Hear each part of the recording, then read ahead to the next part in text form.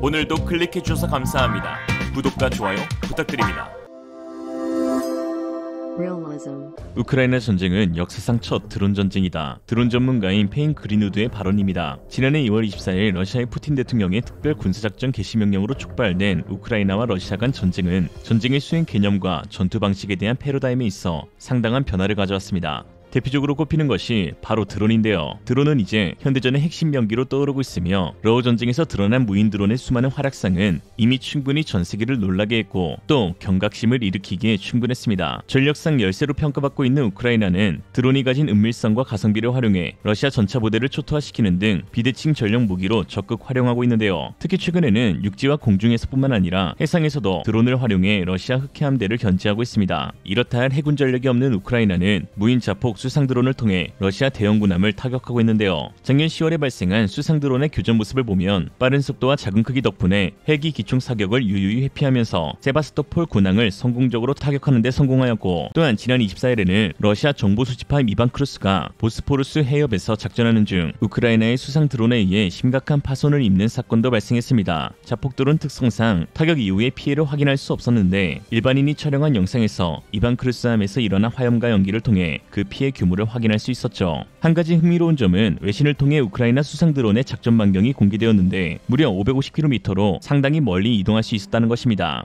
수상 드론을 통해 러시아 함대에 피해를 입힐 수 있는 것을 확인한 우크라이나는 TLK-150이라는 잠수형 수중 드론까지 개발해내었는데요. 수상 드론과 달리 수중에서 작전을 수행하므로 기존 대비 은밀성과 요격 회피율이 크게 증가할 것으로 보입니다. 물론 이번 사건이 군함 한 척과 드론 3-4대의 작은 교전이었지만 이 사건을 통해 전 세계의 해상 드론 무기함인 연구는 가속화될 것으로 보이는데요. 특히 군사 전문가 알리베키에르는 우크라이나와 같이 적국에 비해 전력상 열세에 놓인 국가들은 은밀성, 가성비, 제재 회피란 3박자를 고루 갖춘 드론을 본격적으로 비대칭 전력으로 사용할 것이라고 했습니다. 실제로 미국의 전력상 열세인 중국, 그리고 한국의 전력상 열세인 북한 역시 최근 무기화된 드론 기술에 몰두하고 있는 정황이 포착되었습니다. 사실 중국과 북한은 오래전부터 탄도미사일, 핵탄두 등 비대칭 전력 강화를 해왔는데 여기에 이제 드론이라는 카테고리가 더 추가된 것이죠. 특히 지난 3월 24일 북한은 최초로 자체 개발한 수중 드론을 공개하기도 했습니다. 북한 측 주장에 따르면 항공모함이나 항구 일대 타격을 겨냥할 수 있는 수중 핵무기인 핵무인 수중 공격정 헤일이 동해상에서 수중 폭발 시험에 성공했다고 했는데요. 조선중앙통신에 따르면 2차 시험 발사 직후 헤일 1형을 공식화하면서 헤일 시리즈를 계속해서 개발 생산할 여지가 있음을 드러내기도 했습니다. 그러나 국내 및 해외 군사 전문가들은 사실상 과장된 것이며 실제 위력은 주장한 것에 비해 크게 미치지 못할 것이라고 하는데요. 랜드연구소 브루스 벤의 선임연구원은 기존의 잠수정에 무인 조종 기능 정도를 탑재한 것이라고 평가 전하였고, 신승기 한국국방연구원 위원은 헤일의 예상 최대 속도가 30에서 40km이기에 주요 수상함을 추적해 격추하는 것이 어렵다며 사전에 해군기지나 항만 인근에 보내 착저시킨 뒤 적절한 시점에 기폭시키는 자항길의 용도 정도로 활용될 가능성이 크다고 분석했습니다. 또한 북한 전문 매체 38노스에서도 지금까지 공개된 내용만으로는 성능과 진위를 그대로 믿긴 어렵다라고 밝혔죠. 그럼에도 불구하고 앞으로 북한이 한국을 겨냥해 비대칭 전력으로 드론 무기화를 추진할 것은 분명한 사실이기에 한국 역시 이를 철저히 대비해야 한다는 목소리가 나오고 있습니다. 그렇다면 우크라이나가 러시아를 상대로 수상 드론을 사용했던 것처럼 북한이 대한민국을 상대로 군함을 타격하기 위해 수상, 수중 자폭 드론을 보낸다면 어떻게 막을 수 있을까요? 사실 현재 한국 군함이 갖춘 방어 체계로도 충분히 대응이 가능합니다. 수상 드론은 견시와 음탐사만 제대로 배치해도 접촉 이전에 이미 감지가 가능하며 최근에 건조되고 있는 신형 호위함 구축함의 경우에는 복합 센서 마스터에 장착된 IRST 적외선 탐지 광학 장비를 통해 그보다 훨씬 더 먼 거리에서 추적이 가능하고 해면 표적 탐지 추적용 X밴드 레이더 역시 마스터에 장착되어 있기에 손쉽게 탐지가 가능합니다. 또한 요격 체계로는 좌연과 우연에 배치된 전자전 재민 장치를 통해 드론에 수신되고 있는 요격 목표 정보를 차단할 수 있으며 혹은 아예 근접 방어 체계인 시위즈로 파괴할 수 있습니다. 이렇게 말씀드리면 그럼 수중 드론은 눈에 보이지 않을 텐데 어떻게 막을 수 있겠냐 라고 하실 수 있지만 수중 드론이 사실 말이 거창하지 일반 경어래야 다를 바가 없습니다. 한국 해군은 천안함 피격 사건 이후 군함의 대잠 능력을 대대적으로 향상시켰는데요. 이번에 새로이 취역한 유 천안함이나 충남함의 경우 국내에서 개발된 선체 고정형 소나와 한 단계 더 업그레이드된 예인형 선배열 소나를 운용하고 있어 수중의 적잠수함이나 어뢰 그리고 수중 드론을 탐지할 수 있습니다. 특히 이미 운용하고 있는 FFX 배치2 호야함에서부터는 하이브리드 추진 체계, 즉 전기 추진과 가스터빈 동시 운용을 통해 잠수함의 어뢰 공격에 대한 생존성을 극대화할 수 있게 되었는데요. 전기 추진 방식으로 소음이 적게 발생해 잠수함의 탐지 위협을 방해하고, 아울러 적의 어뢰나 수중 드론의 위협에는 가스터빈 추진을 이용한 고속 운항으로 피할 수 있습니다. 물론 어뢰나 수중 드론이 함선의 기동보다 더 빠르긴 하지만 항행 시간이 짧아 충분히 거리를 두고 탐지한 채 반대 방향으로 가스터빈 풀악셀 밟으면 쉽게 회피할 수 있죠. 그러므로 북한이 수중 드론에 진짜 핵탄두를 달아 너 죽고 나 죽자로 나오지 않는 이상 한국이 군함을 상대로 북한의 수상 수중 드론이 효과적으로 임무를 수행할 가능성은 사실상 없다고 봐도 무방합니다. 특히 최근 한국 해군의 역량은 몰라보게 달라지고 있습니다. 그 중심에는 제7기동전단이 있는데요. 육군에 제7기동군단이 있다면 해군에는 최강의 7기동전단이 있는데 이 전단 하나의 화력은 거의 약소국 해군 전체와 맞먹을 정도입니다.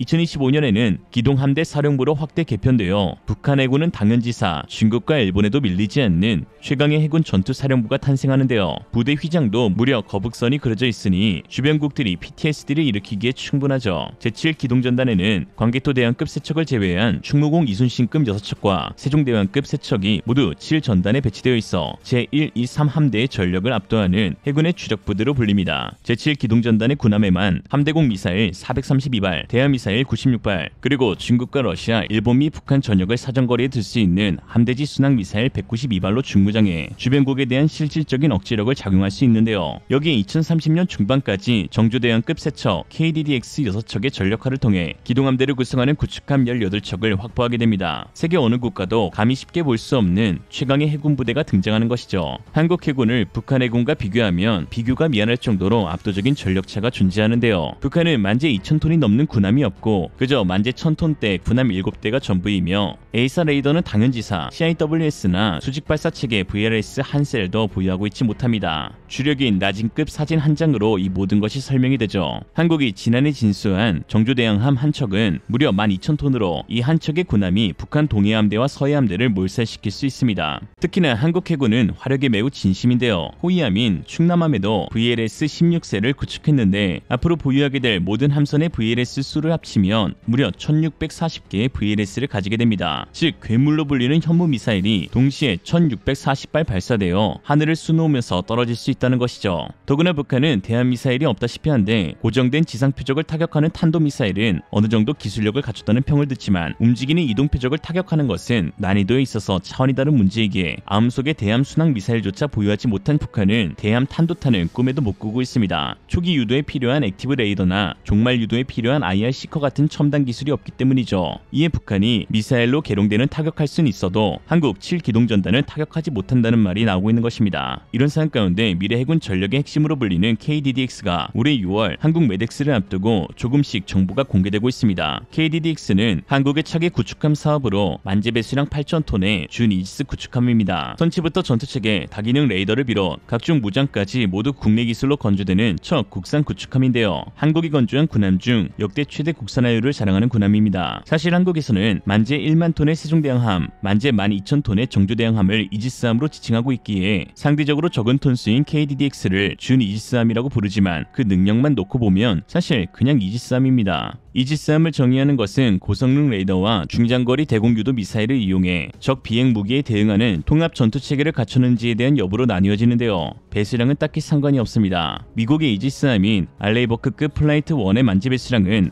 8,422톤으로 KDDX의 만재 배수량 8,000톤과 거의 동일하고 심지어 스페인의 이지스함인 알바로 대바장급은 만재가 6,400톤에 불과합니다. 즉 레이더 탐지 능력과 BMD 능력, 탄도미사일 방어체계를 구축하고 있는지에 따라 이지스로 구분되곤 하는데요. 일각에서는 전투정보 시스템인 베이스라인 이지스 전투체계를 갖추지 않아 이지스함이 아니라고 하지만 베이스라인 체계는 미국의 SM 시리즈 함대공 미사일 통합을 위해 필요한 체계로 한국 해군은 호위함인 충남함에서부터 SM3급 한국형 함대공 미사일을 탑재해 자체적인 BMD를 구축하고 있습니다. 즉 의의와 목적에 있어서는 충분히 구축함인 KDDX나 호위함인 충남함이 이지스함이라고 불려도 손색이 없는 것이죠. 이에 방사청 오피셜로도 4,000톤급 호위함인 충남함을 두고 준 이지스함이라고 표현하기도 했습니다. 이런 상황 가운데 최근 KDDX에 대해서 놀라운 소식이 전해졌는데요. KDDX의 FFX에 탑재되는 통합 마스터의 A사 레이더가 미국의 이지스 레이더인 스파이1 레이더의 성능을 훨씬 상회한다는 것입니다. 한국이 자체 개발한 통합 마스터에는 장거리 대공 표적 및 한도탄 탐지 추적용 S밴드 레이더와 단거리 대공 표적 및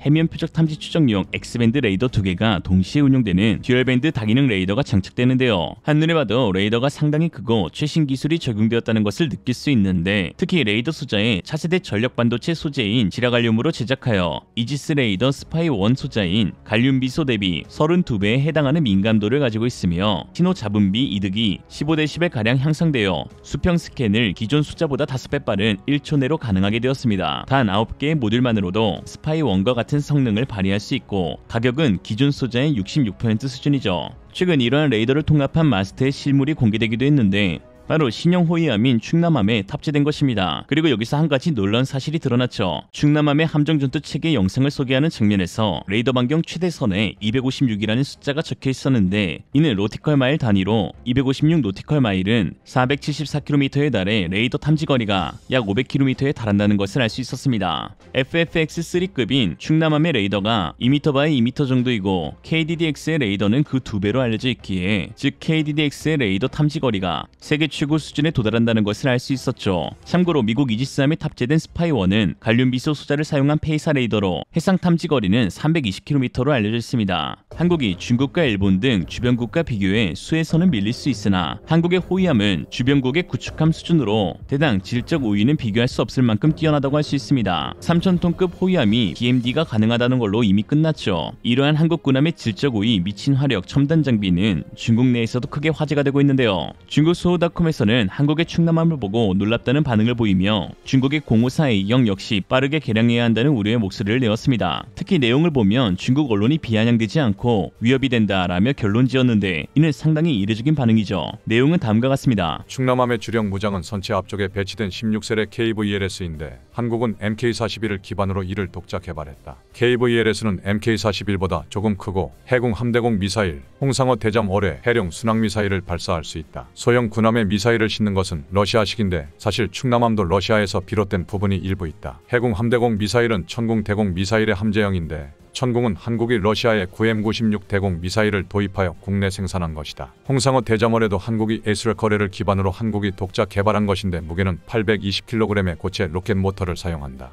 해령 미사일은 해성 함대함 미사일을 함대지형으로 개량한 것으로 한국형 하푼 미사일이다. 포의 진심인 한국이라 4000톤급 호위함에 MK45 127mm 함포를 달면서 소형 함선에 포를 다는 설계를 다시금 구현했다. 이에 더해 한국이 독자 개발한 CIWS의 근접방공포를 경납고 위에 장착했는데, 해당 방공포는 네덜란드의 골키퍼 근접방공포를 기반으로 개발한 것으로 추정된다. 일본의 최상급 호위함들과 비교하면 일본은 보통 대형 함정에만 함포를 달기에 이런 유형의 호위함은 건조하고 있지도 않고, 중국의 054의 2형과 비교하면 054의 2형은 저렴한 가격을 목표로 하여 보수적으로 설계되었다. 이에 비해 3000톤급 호위함인 충남함은 상당히 화려한 장비들과 강력한 화력을 보유했다고 볼 수 있고, 한국 언론들이 아시아 최강의 호위함이라고 부르는 것도 무리는 아니다. 혹자는 태국 호위함 수주전에서 중국의 054의 2형이 한국의 DW3000H 호위함에게 패한 것을 기억하고 있을 것인데, DW3000H는 FFX의 대구급 호위함의 수출형 버전이고 이 대구급 호위함의 업그레이드 버전이 충남함이다. 객관적으로 봤을 때 중국의 054의 2형이 나쁘진 않지만 DW3000H의 재원은 미국 장비들을 제외하더라도 054의 2형보다 좋았다. 지난 대결 결과가 좋지 못했음을 고려하면 우린 054의 2형을 기반으로 고성능 호위함 개발을 시작해야 한다. 라고 했습니다. 이 정도면 유례없을 극찬이죠 뭐. 한편 중국은 이러한 한국 해군에 대항하여 최근 서해부근 원전에서 추출한 핵 폐기물을 바다에 방류할 수 있는 무기체계 개발 정황이 포착돼 충격을 주고 있는데요. 사실이라면 인접한 바다인 한국 서해에 정말 큰일이라는 것인데 한번 알아보겠습니다.